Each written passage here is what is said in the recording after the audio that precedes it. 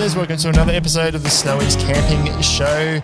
You're here with Ben and Lauren today. We're talking about camp stoves, comparing a few things. We're going to get a little bit in on physics, much to your disgust. But if you haven't done so, before we get into that, make sure you subscribe to our channel either via YouTube or your favourite podcast aggregator.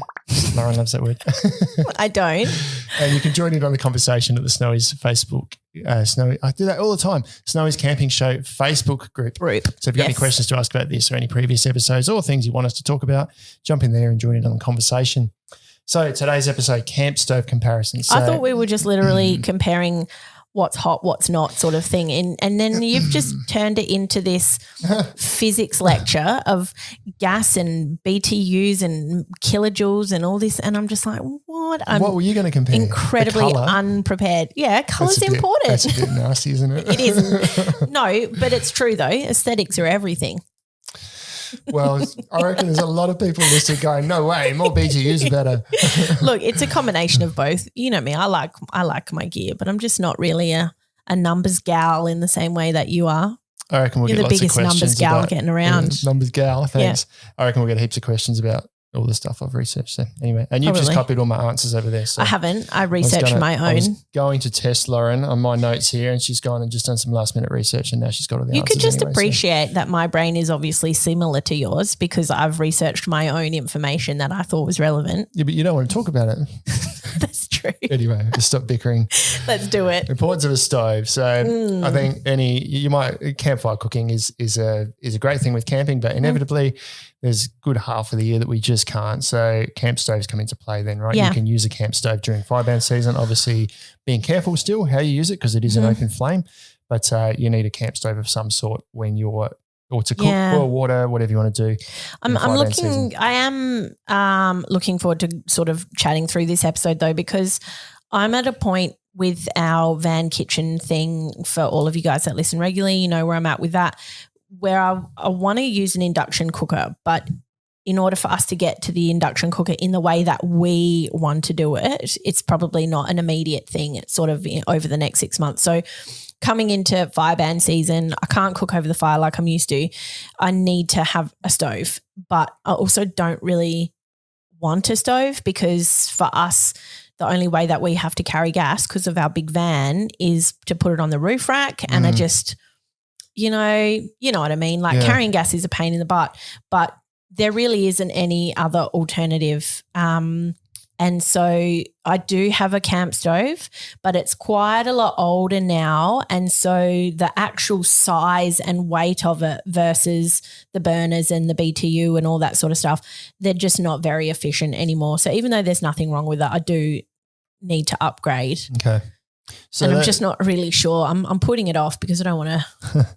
So that takes us to probably a brief aside already. We've only just started and we're already off on a tangent. But in your it's in a closed space, right, in your van. So this stove that we've got in front of us here is just a 2-burner Gasmate stove designed for the outdoors.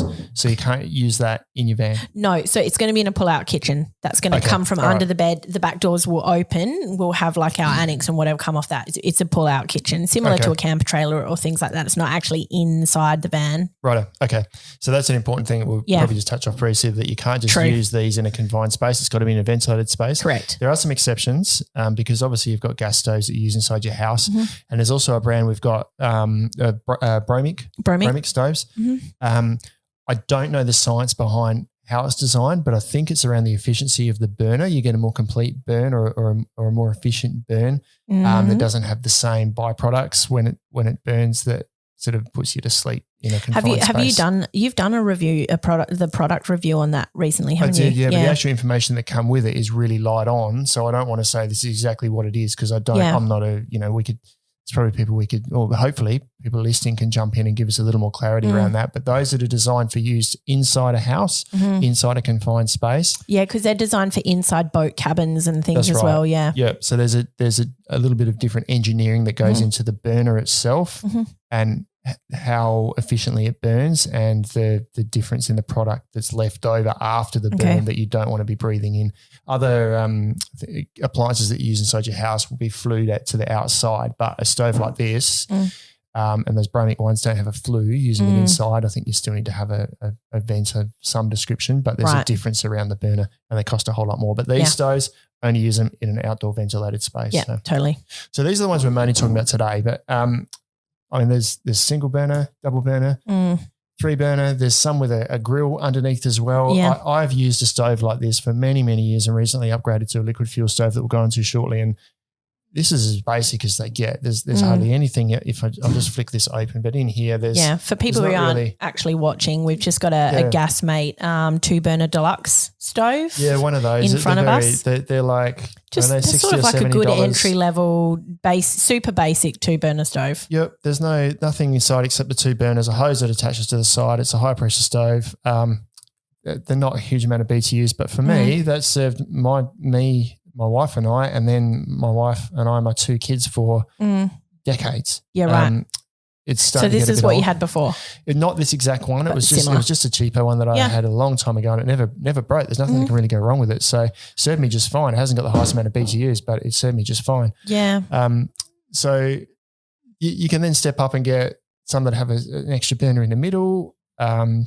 If they're wider, I suppose. The only real consideration I can think there with how many burners or the size is if you've got particular pots that you want to fit on the stove that are bigger than what can fit on this stove here, because I had quite a small one. I couldn't fit big pots on it. Then you might want to get a bigger stove. But if you're just using a billy or a kettle and boiling water, then 3 or 4 burners probably isn't going to be any help. You can get extra wide stoves that just have 2 burners, which I think are designed specifically for larger pots. So you have side by side, you still only have 2 burners, but then you can also get ones that have a 3rd burner in the middle. I think Companion do one where it's just 3 burners. I think the central burner is just a little bit smaller from memory. And then there are ones like Coleman do a 3 burner. It's like even temp, but the central burner is more rectangular. That's sort of more designed specifically for having a hot plate on. So you don't just have 2 hot ends, you've got like a nice even heat distribution.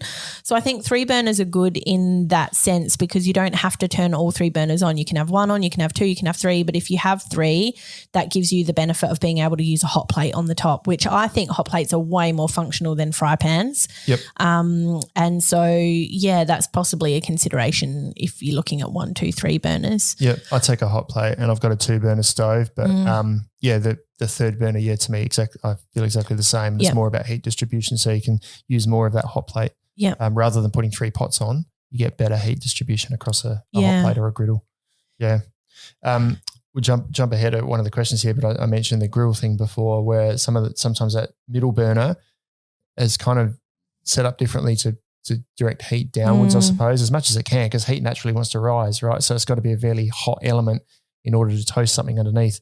Have you ever used a grill in a gas camp stove? I have. It's not mine personally. The biggest question that we have is it worth it? Like, how well do they function? I don't think it is worth it personally. I mean, we do sell a couple of stove grill combos, and I'm sure there are people out there that really love them. My sort of take on it is, or experience on it is that people will expect them to work like a grill at home. And when you think about your stove at home, it's in a controlled environment, in a, well-insulated, designed residential thing, stove, camp, oven, whatever. Your camping stove is a lightweight, very minimally engineered outdoor cooking appliance.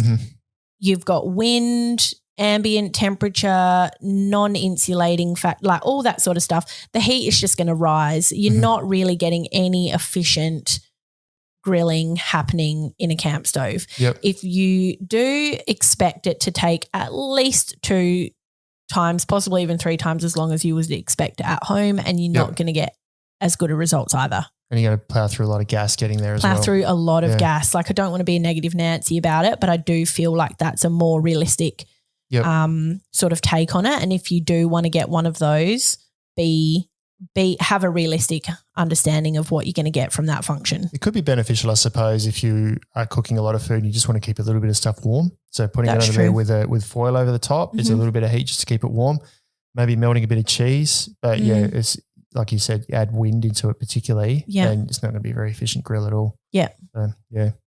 But what was I going to say? So you mentioned before high output. Yep. When we were talking about stoves, probably one of the biggest questions that we get when it comes to stoves is noise again, sorry. Yeah, making noise with that is can I use this on my caravan, or is this bayonet compatible? The reality is no. Bayonet gas systems require a regulated gas supply. Majority of camping stoves require unregulated gas. So if you try and plug an unregulated gas stove into your regulated camping supply, you're not going to get it to work. There are camping stoves like Coleman ones, which do have the Coleman specific regulator arm. You can't bypass this regulator arm. The Coleman stoves have to have that regulator arm into function. So you can't take that out and swap it for a hose and connect it into your regulated system and expect it to work. You also can't use a regulated stove on a regulated system and have it double regulated because it's still not going to work. Yeah. So the only stoves that you're going to get that are going to be compatible with a bayonet system is if they require a regulated gas supply, and that particular inline regulator on the hose can be fully removed and swapped out for a non-regulated hose to connect into your gas supply. Yeah. And unfortunately, that's very minimal. I think there might only be 2 or 3 options in our whole range because there's a wok burner that the double wok burners. I don't know if we still sell it, but Companion made like an RV grill stove. And then the Bromic ones are also ones that can do that. But the reality is camp stoves are unregulated because they need to have a high output because they are battling with colder ambient temperatures and wind and things like that. And so they need to burn hot and hard in order for you to get the results that you need when you're cooking. Well, regulated stove is actually because it requires less pressure, it can sometimes perform better in cooler weather because it requires a lower – so a high-pressure stove requires that high pressure and it burns really hot. As soon as the gas bottle gets cold, that pressure drops and the stove performance drops. In a regulated system, the gas pressure in the bottle might drop, but the pressure going to the stove on the unregulated side drops, but it's still the same pressure going into the stove. Is that a bigger deal with LPG? I thought that was really only a big deal when you consider your fuel mix.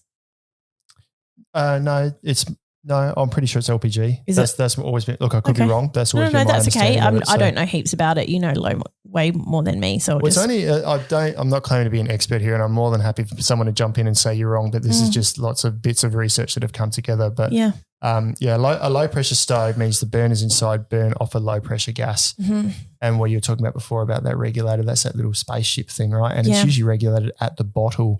So the gas in the bottle is high pressure, goes through the regulator, and then it's low pressure through the hose to the stove and out through the burner. These stoves here connect straight to the burner, and I was going to get the little hose out from inside here, but it doesn't have that spaceship thing on it. So it's high pressure right from the gas bottle right through to the burner. Then there's the common, and now those I think it's 2.7 kPa or something. It's different to a standard regulator, like a normal. The Coleman ones is a specific one. That's why it's not a straight swap. That's right. Yeah, and so a caravan system, all those little disc ones regulate to 2.78 kPa or something, and the Coleman one's different. So and that's why you just can't mix and match them. You got to go 2.7 to 2.7, and it gets quite complex and confusing. But let's not go into physics too much. But we're about to go into physics because we're about to talk about BTUs. Okay. Now I had a heap of questions written down here, and I was going to test you because you were like, "Why are you doing your research beforehand?" And then you last minute you snuck in with a bit of Wikipedia information, and you've got all the answers written down there now. But so, how much time did I put into my research at the last minute to get exactly the same answers that you were researing for about an hour? An hour. You were feeding off what I had anyway, and it was not an hour. It was 5 minutes before the episode.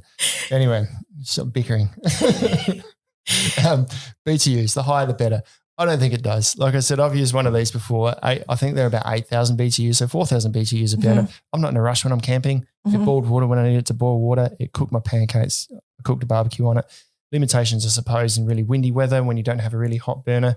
Then you move it to a sort of protected space and you're fine anyway. There are some burners out there, Coleman, have got some really sort of engineered. The hyperflame. Yeah. Their burner's really well engineered and the windbreaks and stuff are really good. And they've also got quite high BTUs as well. 25,000 BTUs or something. So it's going to boil water really quickly. But the downside of that, and there are some hacks that we can't recommend people do. No, we don't recommend that. Because it involves pulling it apart, but we officially can't recommend to do that. But off the shelf, you can't. Simmering's really hard. It's a really fine point between off and simmer.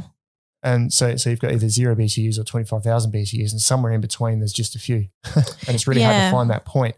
So that's a really good point that you mentioned, actually, because a lot of people are like, oh, what's the best stove for simmering? And camp stoves, you can't, again, it's one of those things where I think people's expectations of camp stoves need to be realistic. You're not going to have the same performance and function out of a camp stove as you are your stovetop at home.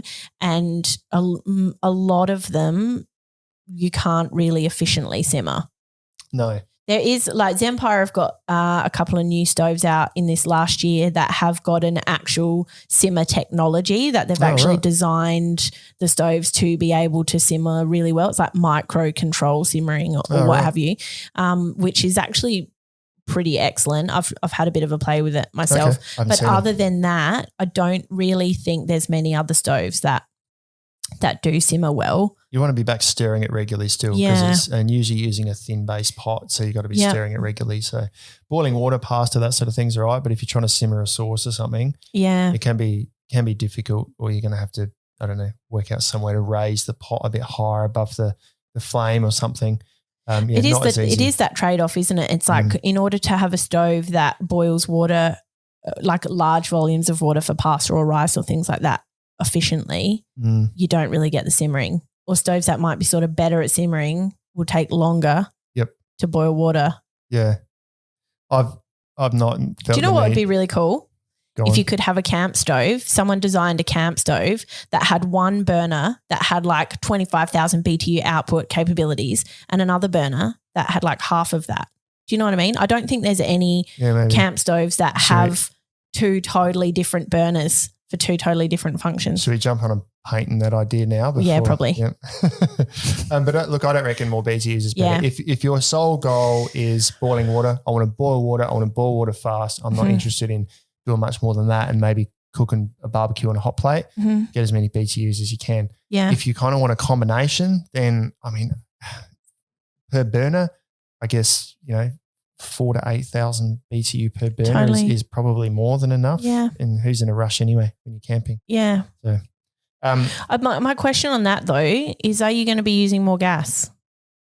Like if you have, say, a 4,000 or 5,000 BTU burner and you want to boil 4 litres of water, are you going to be using more gas trying to boil that off 4,000 BTU than you will boiling the same amount on a 10,000 BTU burner? So you didn't want to get all scientific on this. Yeah, but see, I was going to roast you. I'm testing you now. You've turned the tables. I know, I've turned the tables. And I don't have the answer. It's okay. There is, I wanted to have a clear answer for people here, and I was going to go into BTUs because this one here on the bottom, it says megajoules per hour, right? And so BTUs are a British thermal unit. It's a measure of heat. And if we go by the Wikipedia definition, and this is one I was going to test you on that you've gone and cheated. I didn't cheat. 1 BTU is the amount of heat required to raise 1 pound of water, which is 450 grams of water, by 1 degree Fahrenheit. 450 mils. Grams mils, water weighs 1 kilo for a litre. Also, really? Yeah. Really? Well, no, I was wondering because there's an ounce and there's a fluid ounce. So I was wondering if 1 litre of water actually equaled 1 kilo. Oh, you may make me look like a fool here, but I'm pretty sure it's 1 litre of water, 1 kilo. That's what I've always worked by. So let's go with that. And I didn't look 1 degree Fahrenheit. I didn't look what that was in Celsius, but it's a measure of how much energy it takes to raise that temperature a certain amount, that amount of water a certain amount, not a time thing, just how much energy is required. Now, 1 BTU, the BTU British thermal units is I think it's the old version of megajoules. It's a different measuring system. So some stoves have got megajoules per hour on it, right? Anything that has British written in it, I'm assuming is outdated and colonial. Sorry to all the English listeners. Yeah. No, what I mean. But I didn't mean to offend anybody. But you know what I mean? Like British, it sounds old-timey. It does, yeah. Yep. So you can convert between BTUs and megajoules. Now, there's a whole lot of confusion around it, and it'd be good if someone who's all over this can come in and clarify it, because I go down this path of research and I get somewhere, I think I know it, and then something throws part of what I've researched out the window. But when we say BTUs, from my understanding, that's the measure how many BTUs this stove, I guess, takes to raise 450 grams of water 1 degree Fahrenheit over an hour. So what, like, it's like a measure. Yeah, because what I measured before is that if I Googled, so stay with us here, folks, and apologies in advance, but I Googled at what temperature Fahrenheit a pound of water or 450 ml/grams of water boils, and it's 212 degrees Fahrenheit. So hypothetically, let's just go half a litre for the sake of just being simple. Yep. Half a litre at 212 degrees Fahrenheit will boil. So technically what that means is that if your stove is 212 BTU stove, it will boil half a litre of water in an hour. Yes. Yeah. So if it's like 400 BTU, it's half an hour. If it's 800 BTU, it's a quarter of an hour. I hope that made sense. But I don't know if that makes sense or not, but it's sort of trying to give people a visual understanding of BTU. And then you throw megajoules per hour into the equation. So megajoules per hour is the same as BTUs. BTUs is a measurement of British thermal units per hour. It's like a yard and a metre, or an ounce in grams. BTUs, megajoules. You can convert between the two. I'd say if you want to know what it is, just Google BTU to megajoule converter and type it in, and it works it out. Google is your friend. But probably the overarching thing with that is don't get too caught up on the BTUs of your burner. If you're buying a good stove, look at a stove that fits the space you've got to store it. Yeah. A stove that has room for the pots or hot plate or whatever that you want to cook with it. If you're just boiling water, get more BTUs. If you want a combination of stuff, don't get 25,000 or hotter BTUs straight up, because you want to simmer a bit as well. Look at all those things before you get too caught up on the BTUs and megajoules per hour. True. Now, we're taking a tangent off of doesn't mean it burns more gas. Now, I think we mentioned before you can't convert BTU to grams, but I think you can convert millijoules to grams. There's a number of steps to get there. If you want to go down that path, I stopped my research there, but you can work out how many grams of gas it will burn, because then you bring your LPG into the picture as well. It's quite confusing.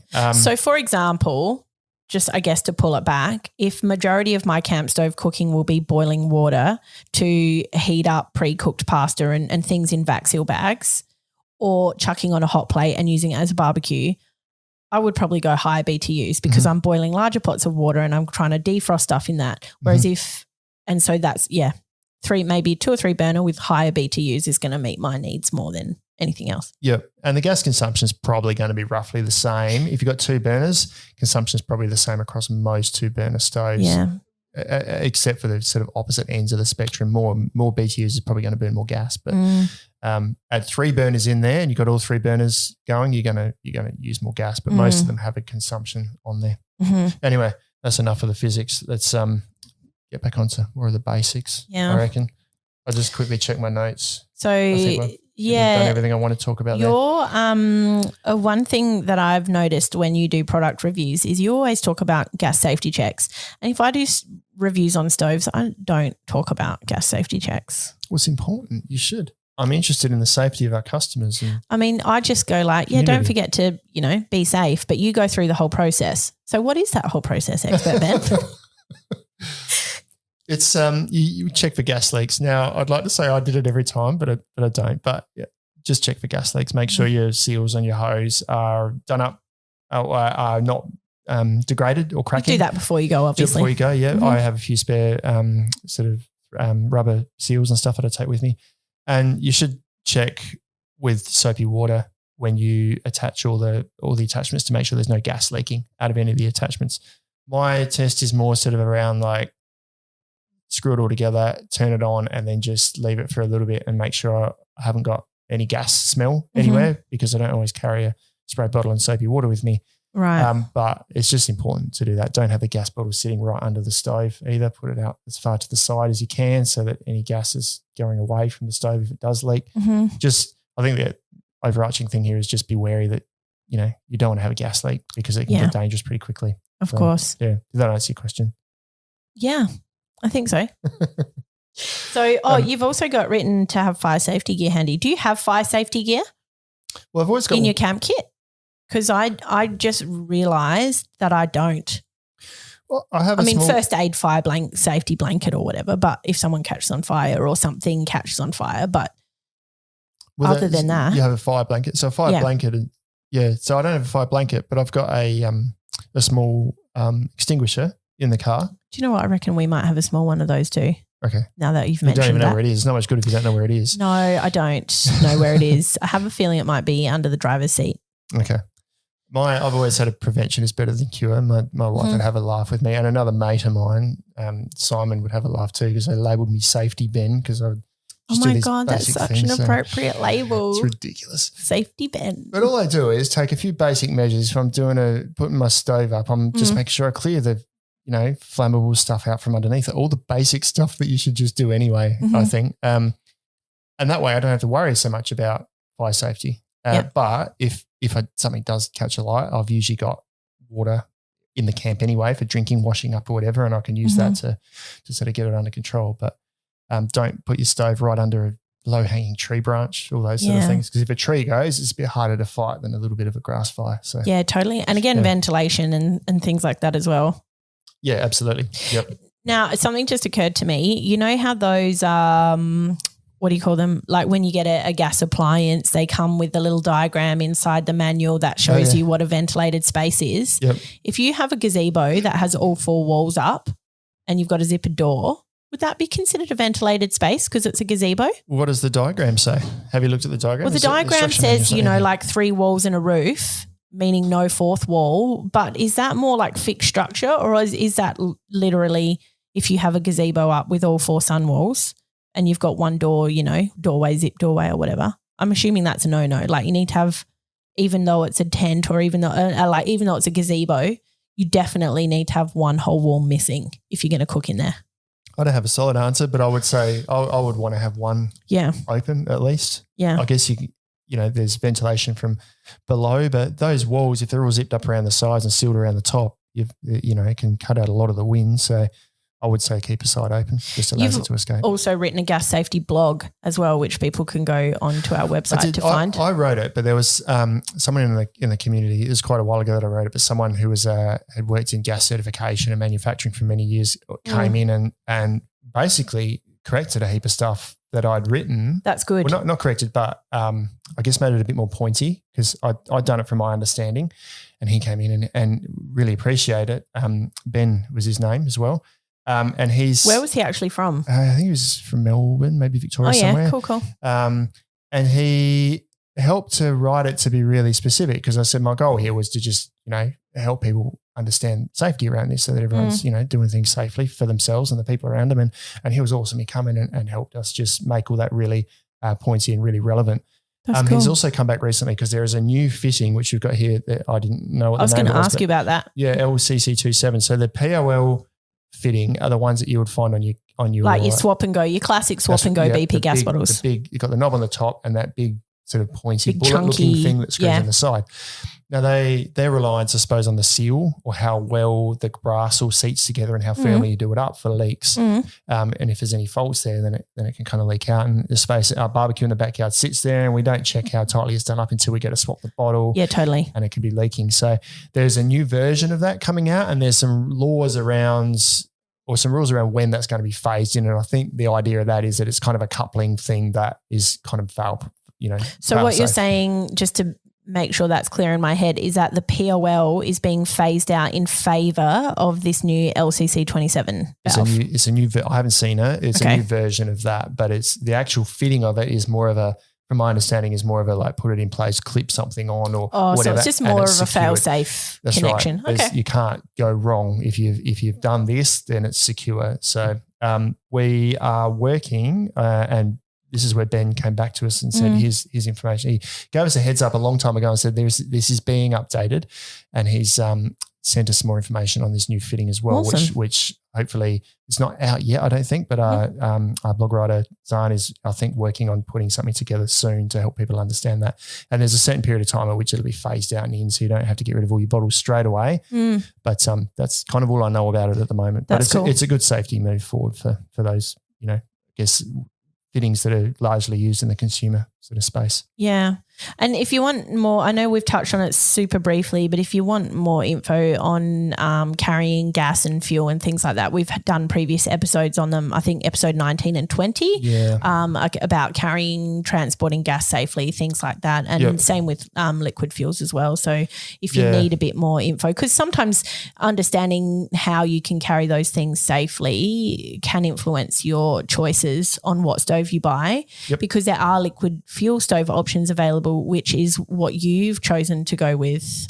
Yes, that was the ease of carrying the fuel is two things, ease of carrying the fuel and also monitoring how much fuel I've got. So I've recently moved. I've only used it on one trip so far, and I'm about to go on a big trip with it, so hopefully it's the right move. But a liquid fuel stove. Now we've got, for those not looking, this is the small version of it. This is called I think they call it the Speedster, but dual fuel 533 Coleman stove. Sportster, sorry. Yeah. So this bit on the bottom you fill with, you can use unleaded or shellite. You fill it up and then you use this little pump here on the side to pressurize the pressure in the bottle here, and that then forces the fuel out through here.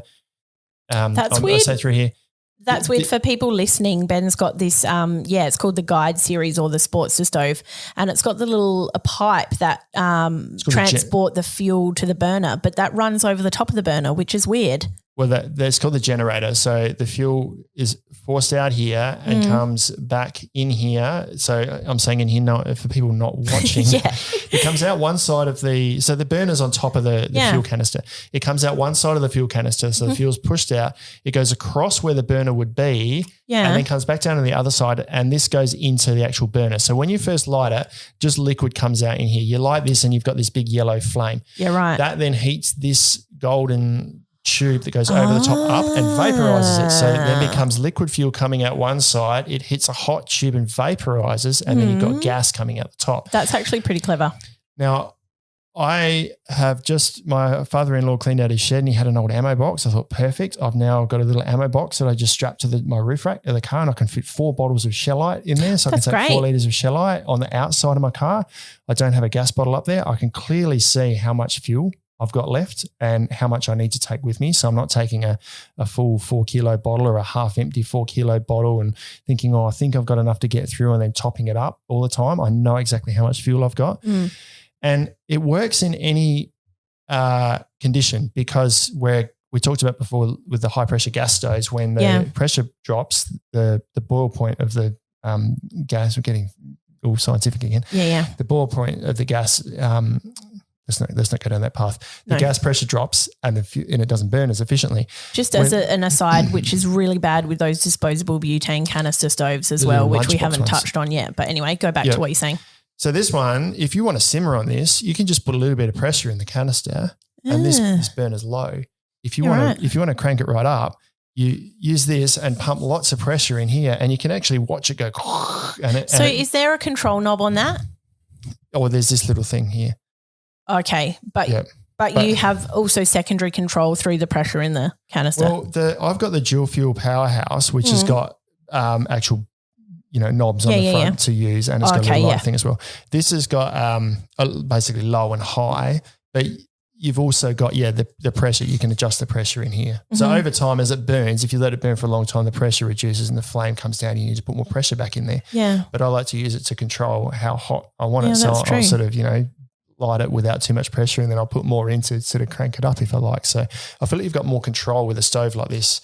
The downside is the stoves themselves weigh a bit more. They seem huge. Like the powerhouse stove seems huge. When you compare it to other 2 burner alternatives that maybe have similar BTUs, it's just so big and so boxy, and then you have that big chunky fuel, tank on the front, and I'm just like, ugh.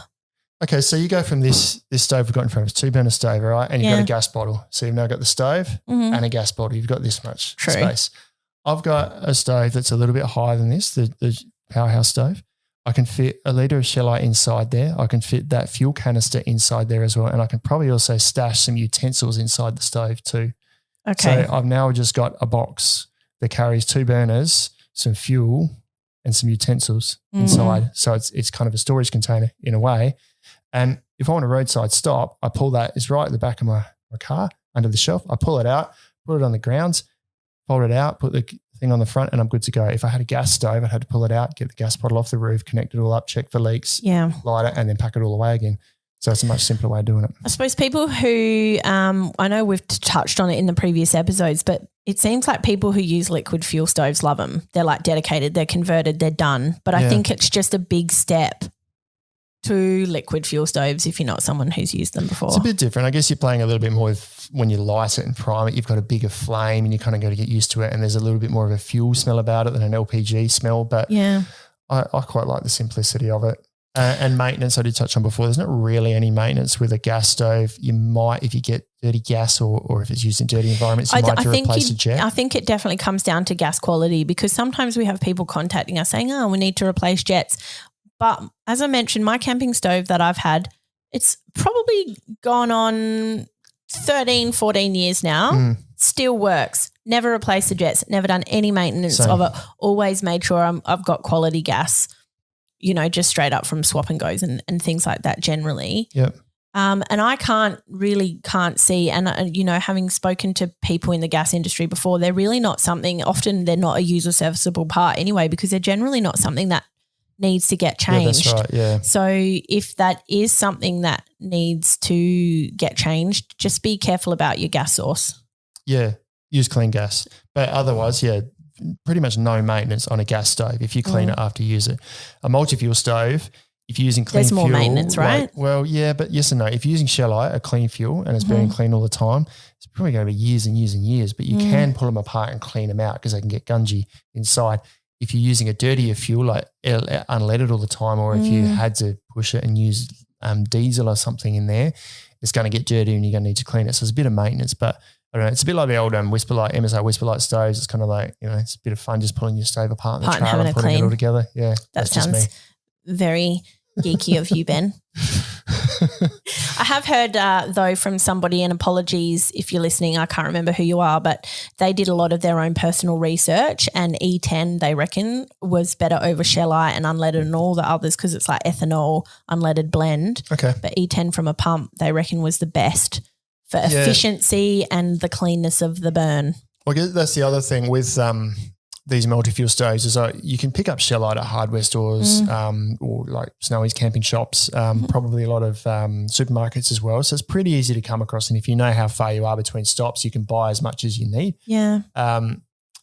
If you run out, I can use unleaded in there as well. So I've always got a fuel source, whereas if something happens with my gas bottle and it leaks and it's empty when I get to camp or something. You don't always have flexibility with it. LPG refill that's point. true. So that's a really good point, actually. So there are trade-offs, but for me, I kind of the weight and everything is really much of a muchness, comes at about the same. But the packability of it with putting everything inside, even though it's a bigger unit, I'm quite happy with the choice that I've made.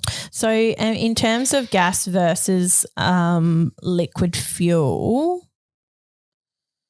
and consumptions, because if you're looking at, say, hypothetically like a gas stove and a liquid fuel stove, we've got here a comparison between the Coleman Powerhouse stove, which is the one that you've bought, the big green boxy one, and the Gasmate 2-burner, just standard LPG stove, which is a basic one. So these tests probably aren't done side by side. It's a loose guide. It's just sort of a loose guide, but the Coleman is 1.6 litres of shellite or unleaded or fuel, runs both of the burners on max setting for 2.3 hours continuously. And that weighs about just over 6 kilos. That's for the stove, yeah. And then the Gasmate stove is 195 grams per hour per burner. So that's going to be 400 grams of gas per hour per burner, and it weighs 3.9 kilos. But then you also need to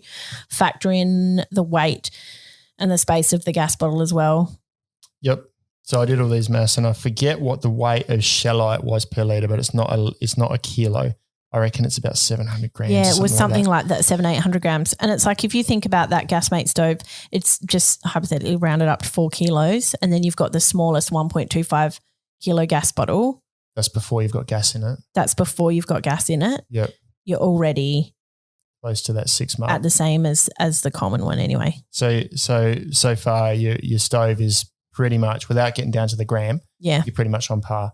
Fuel also pretty much on par. So 1.6 litres of Shell, I'm not going to do the maths on that, but let's just assume it's a bit over a kilo, 195 grams per hour per burner for the gas one. So that's, what do we say? So say 400 grams per hour. So that's 800 grams over 2 hours. So it's almost a kilo, probably roughly for 2.3 hours of comparison, which is probably maybe a little bit less than the Coleman.